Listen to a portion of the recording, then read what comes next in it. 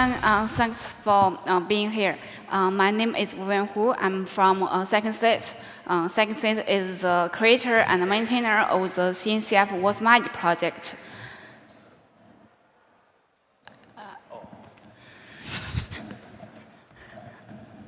Hello, everyone. My name is Michael Yuan, and I'm also from Second State. And many of you guys know me, and I'm the a maintainer of the Wasm API project as well. Okay, let's get started.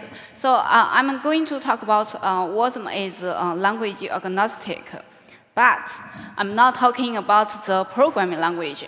I'm talking about a Wasm-based AI agent. It can translate any video in any language and with very high accuracy. So it's, the agent name is called Videolangua. You can go to videolangua.com and upload a video and translate the video to your desired language.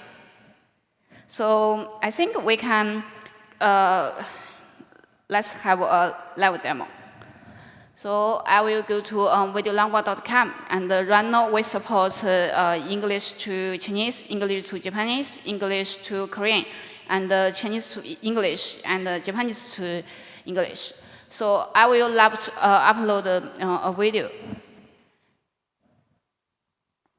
to translate from English to Chinese. The video I'm uploading is after movie for Wasm API 2024. I have seen many familiar friends in this video.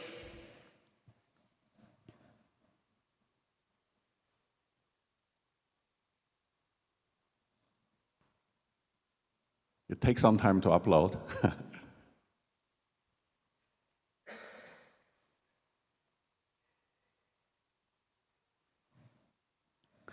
Okay, the video is uploaded. So here I can choose to add the Chinese voiceover to the video, or to add the Chinese subtitles.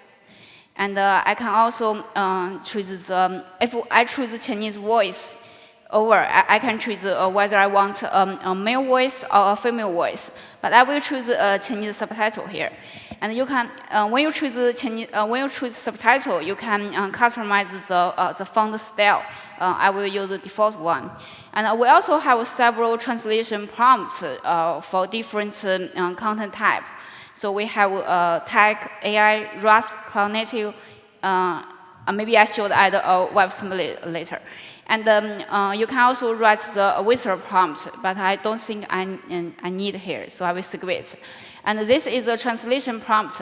I can customize the translation prompt for this video, because I know someone will talk about Wasm API, and Wasm API shouldn't be translated. So I will add this rule to the translation prompt. Yeah, so just to add to it, so the whisper prompt is to teach the model how to do the voice to text. So for instance, a lot of those videos has specific terms. So for instance, if we say Wasm, Wasm is said a lot in this meeting, right? In the video that are produced by this meeting. But if you just give it a general language model and ask it to say Wasm, and it wouldn't be able to transcribe it correctly. It's gonna mishear it into something else, right? It's gonna hear awesome. It's gonna hear something else, So to put, so you can put those things, special words in whisper prompt. So another example is in CNCF videos, we say Kubernetes a lot, and a lot of those, text to voice to text models have difficulties understanding those unusual words, right? So you can put those into the, so the whisper prompt really is to instruct the model special words you need to pay attention to or hear. And then the translation prompt is for the large language model. So it's on the back, it's an open source large language model, as we're going to talk about in a minute. So you can see there's all kinds of instructions, translate this to that, and pay attention to this, pay attention to that. So all those are in the translation template. So I think this is a general template, right? If you select AI or crypto, it's going to have a different set of rules. Yes. So we also have some translation examples in this prompt. Like we say, we shouldn't translate API, so we should keep API as API. And there are some host whole sentence translation example. So after do that, I can input my email and submit the task. And we also have a status page. It shows which steps the agents are working on. Right now, we have the Whisper model to recognize the video content, because the video will be processed by multiple language models, Whisper, TDS, so it will take some time. So I will go back to my slides. Yeah, this is, when you hear the term inference scaling or scaling the inference, this is what's happening here. It's the longer it takes, the better the quality would be, because what it does is pass through the model multiple times, translate once, and have the model critique itself. Did it get anything wrong? Translate it again, transcribe it again. So we go through multiple steps. So the system like that could do almost a real-time translation. Meaning as soon as I finish a sentence, large language model would come back with a translation. But the longer it takes at inference time, the more accurate it's going to be. We see it again and again with OpenAI's O1, O3, the R1, R3 models, right? Make it sync, and it's going to do a lot better. Yeah. So here is a translated video that I translated yesterday. Has changed, and some things. The image is generated by ChatGPT's new product. This video is generated by AI as well. So we added the Korean subtitle to the video. But I don't know Korean, but it seems that everything is fine. What must I do? The ring must be destroyed. Cast back into the fires of Mount Doom. I know what hunts you. They're coming. They will find the ring and kill the one who carries it. You have my sword. My bow. And my axe. You carry the fate of us all, little one. This task was appointed to you, and if you do not find a way, no one will. Let us hope that our presence may go unnoticed.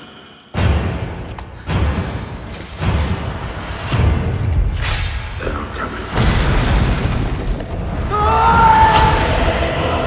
We must turn back! Shall not pass!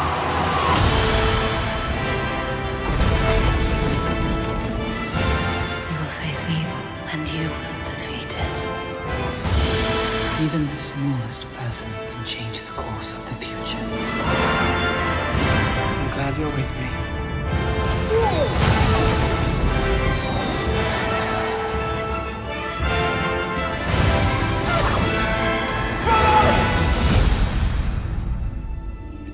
You see something really interesting here is that it has a very loud background music, and it detects that. It completely ignores the music. So it only has caption when there are people speaking there, right?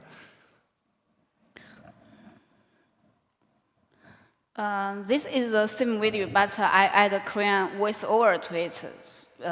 I assume that none of us can understand the Korean, so I just play for several seconds. 세계가 변했고 잊혀져서는 안 될 것들이 잃어버렸습니다.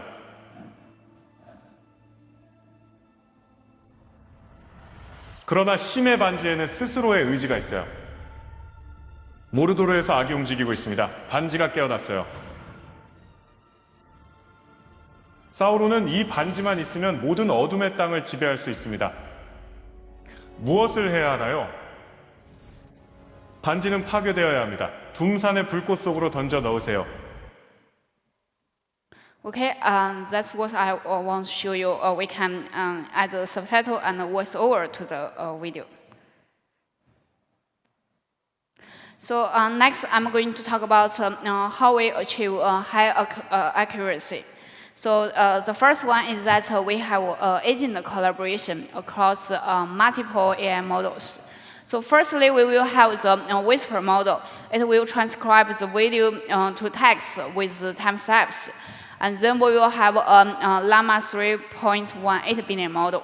Firstly, it will combine all the transcribed text together, and then it will break up the text to make sure each timestamp contains exactly one sentence, so the translation will be correct. And then according to the target language, we will use different language models to translate the video. So if you choose Chinese, we will use the Q1 2.572 billion model. Because the Q1 model is developed by Alibaba, I think it is the best Chinese open source model. And if you choose Korean, we will use the EXA-ONE models. It's released by LG AI Research. It's a special Korean model. It's good at Korean translation. So when you do translation, we also have system prompts, as I just showed before. It will contain examples on how to translate the domain-specific words. And we also will put the whole transcripts into the system prompts. So when the language model translates the sentence, it will have a full context. It will make sure the translation is suitable for the context. And after we got the translation results, we will have a small model, Llama 3.23 billion model. It will do cross-check the translation results. It will check if the translation result contains notes or explanation about the translation. For example, if the video says how do you think WebAssembly, it may cause the language model to answer this question, not to translate this question. And we will also to check if the translation result contains non-Chinese phrases or words, to make sure the translation result is consequence. And if you choose to finally, if you choose to add a voiceover to the video, we will use a TTS model to generate the target language soundtrack. This is the agent collaboration. We also have a human agent collaboration. We support a human in the loop. As I showed before, we can customize the whisper prompts. The whisper prompts, we can customize the translation prompts. And when the video translation is done, you can also review the output. So I think the video is translated. Let me see. Yeah, it's done. So we have the timestamps and the subtitles, and you can edit the timestamp and edit the subtitle. Is that okay? This is such a nascent ecosystem, something that's about to explode into life. By the way, that was last year.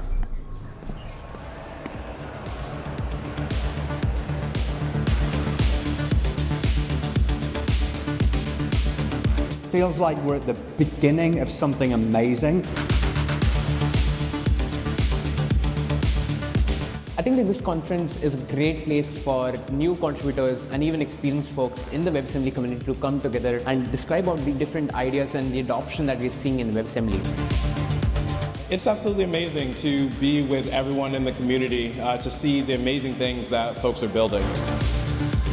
I have learned a lot by having the opportunity to talk to people that are building this ecosystem. You're getting to build the future with people, but you're also getting into the nitty-gritty of what that means and what the next concrete step forward is for a lot of these projects. You're not going to find an experience anywhere else like this.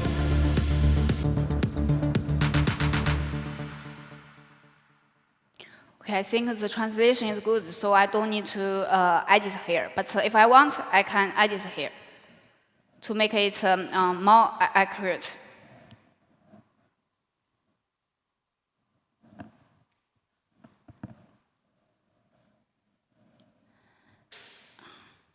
So we are in a tech conference, so I'm going to talk more about the agent collaboration.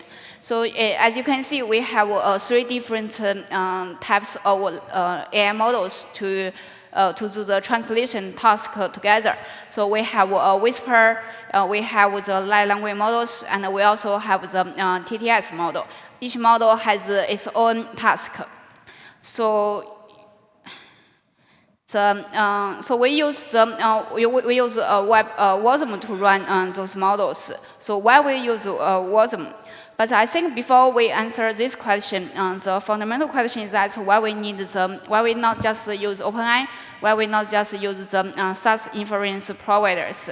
So here are some reasons. The models published by OpenAI is one size fits all.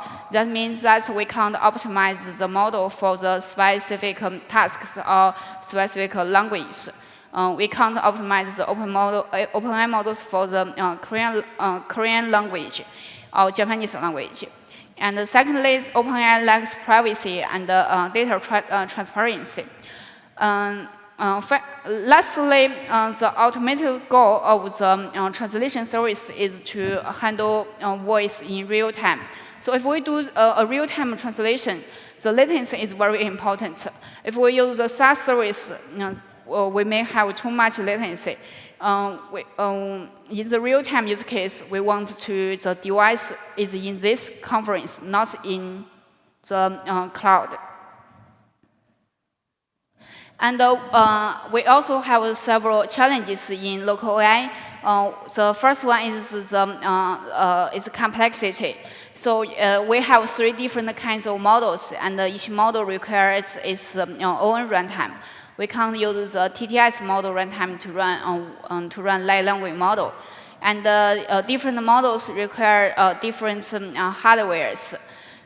Because as far as I know, the latest version of GPT-SoVITS can only run on CUDA. It can't run on Mac or CPU.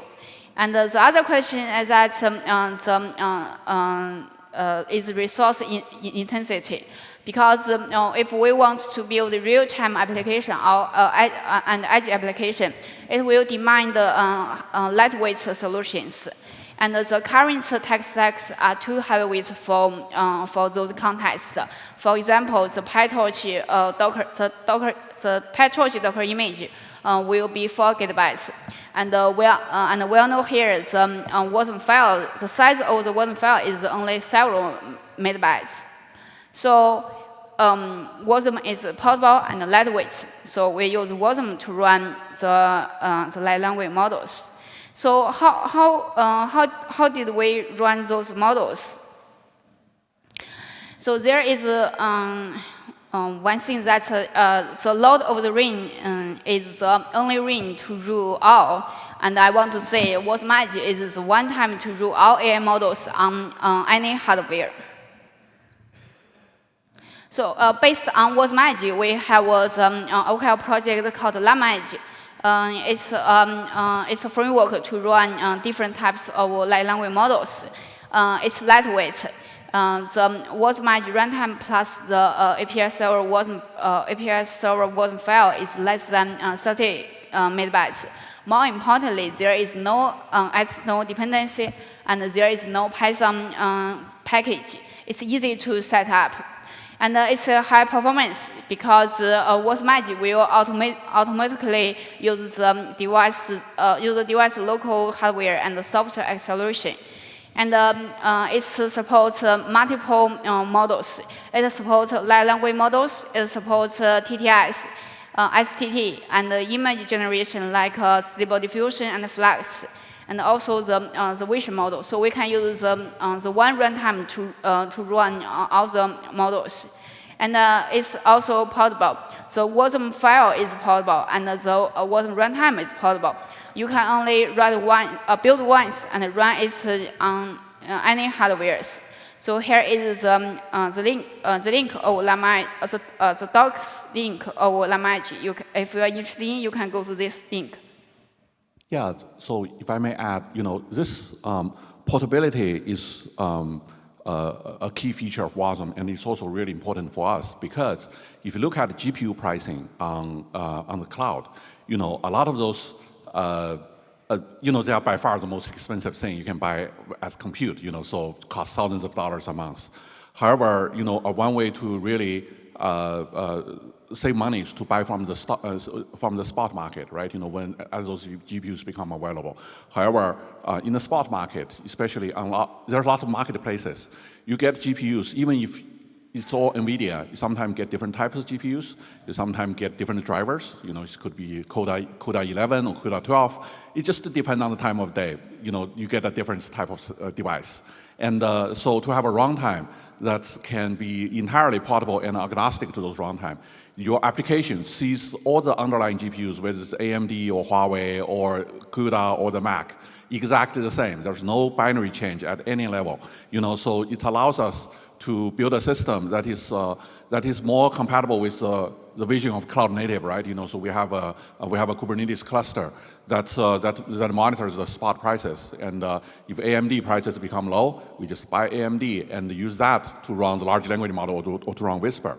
So everything except the orchestration piece, all the workload is running on Wasm. So so I think that's one of the more interesting things because you can't do this with Docker because Docker has no visibility to the GPUs, right? You have to have the GPU driver installed into the Docker host in order to do things like that, right? But with Wasm, it's like we said, it's get a new machine, download a 30 megabytes package, and nothing else to install, and then download the Wasm binary application and then start to go, right? So I just want to add this portability piece is really important for us operationally, to provide this service because we are open source project. The company raised some money, but it's, we can't afford the GPUs. That's so we buy GPUs from the spot market. Yeah, go ahead. Yeah.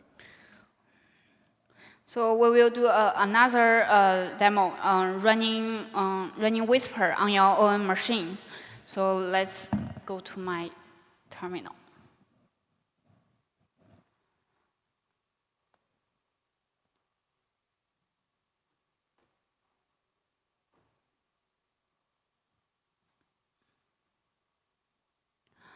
So to run the Whisper model, the first thing is that we need to download the WasmEdge runtime. So so this is I downloaded the WasmEdge runtime. And then we will need to download the Whisper plugin from WasmEdge because we didn't optimize the installer. So you need to do it manually. But we have a LFX mentorship project are working on this. And then we need to download the Whisper API server file. It's a Wasm file. You can see it's only it's less than 4 megabytes. And then we need to download the Whisper model. The model is huge. The model is like 1.4 gigabytes, right? So if you look at the API server, the API server is a Wasm file, so written in Rust. It's already compiled into Wasm. So what it does is provide a HTTP server. It provides a full OpenAI compatible API server. And on the other end, it runs inference on this model. So all these things together, everything together, is 3 megabytes, right? Just imagine if you want to use Docker with Python. The PyTorch Docker image is 4 gigabytes. Okay, so so if you want to use Docker to run and PyTorch to run this, you are looking at 3 order of magnitude bigger in footprint. Yeah, and there is a tip. So if you want to run Whisper model, you should use the version 2, not the version 3, because version 3 is not better. Then we can use this command line to run the Whisper model. We already have the Whisper, the runtime and the Whisper model and the API server. So let's do it. So the Whisper API server has started. It's listening on the 880 port. So I will do a little test. So this is This is a very simple WHEV file. So we can ask Whisper to transcribe this file. By the way, as Michael mentioned, this the API format is OpenAI compatible. So you just need to learn one. So you just need to follow OpenAI.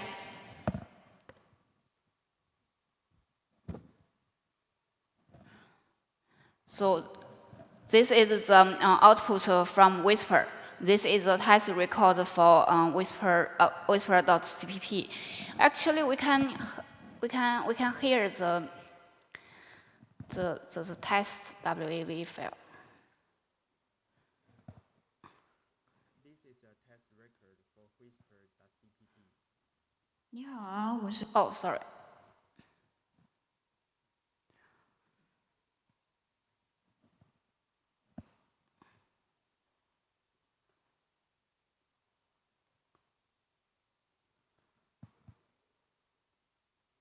This is a test record for Whisper.cpp. So as you can see, the Whisper API server works well. It recognizes this text.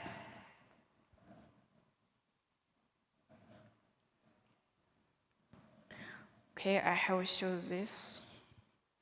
And we have talked about is WebAssembly Enterprise ready yesterday. So I want to share an enterprise use case from Video Langua, from the Wasm-based AI agent. So we have there is one of our customer. It's a short video platform in US. It's called Clapper. It uses WasmEdge and Kubernetes to deploy the AI inference workloads. It's use LaMDA to run the Whisper model. Oh, sorry, I should add more context. So they are using WasmEdge Whisper model and Llama 3.18 billion model to add caption to their video and add summarization for each video. And because the platform each day the platform the users will upload 400,000 videos to this platform. So if they are using OpenAI, it will be very expensive. So they are using. Yeah, so the price, in comparison, the price we got from OpenAI was $80,000 per day, right? You know, that's the price they quoted us. So running this, I think we are $100 a day, something like that, right? Yeah, yes. So so they choose to self-host the solution with their WasmEdge and Kubernetes. So WasmEdge is LM runtime to run different models like Whisper and Llama 3.18 billion model, and Kubernetes since the Wasm is cloud ready, it uses Kubernetes to auto-scaling the service if the traffic surges. Let's say if the TikTok is shut down, this video platform will have much more traffic than Europe. So yeah, for the Americans here, you know, when the TikTok was about to shut down, this application became the #1 in the US App Store. You know, it's you know, we all know that there's another app called A Little Red Book who was #1 for a while, but this one was too. You know, so at that time there's a huge surge of traffic, and it's normally.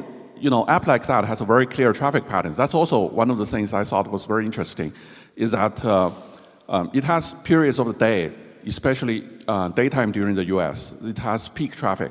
So you really need to provision more servers at that time. So that goes again to my earlier point about buying spot instances of those GPUs, right? You know, so when there's a huge demand, we have to buy more spot instances, and we get those instances from different places, different hardware, different drivers. So a cross-platform runtime becomes really important to manage this. Otherwise, I would have to. If you look at Whisper.cpp's build, you know, they have over 100 different builds for each of the GPU plus driver combination, right? So for NVIDIA, they have like 20 different builds for different versions of CUDA, right? So, that's, but for us, it's just one version, one Wasm file, yeah. Okay, I think that's all. Thank you.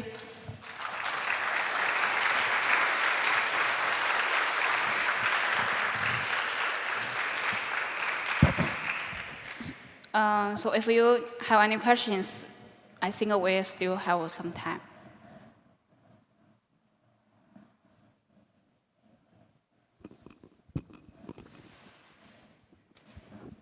So, hello, thank you, great talk. I'm curious to learn more.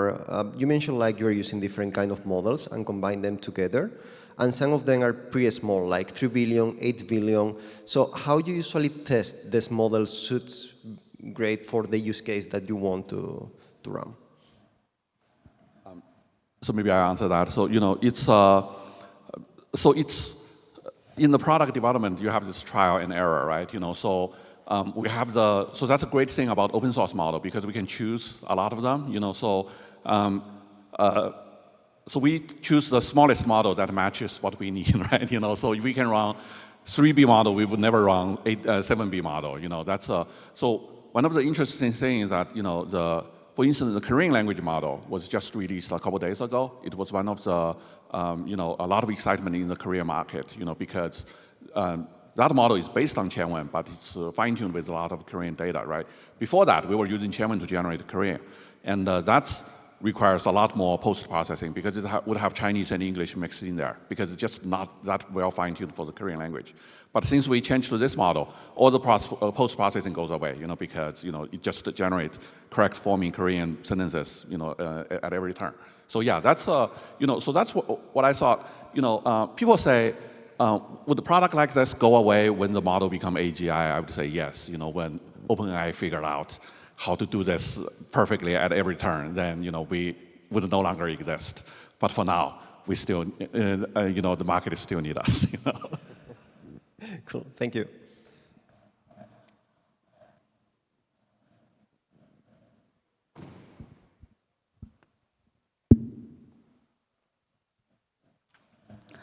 Okay. Thank you.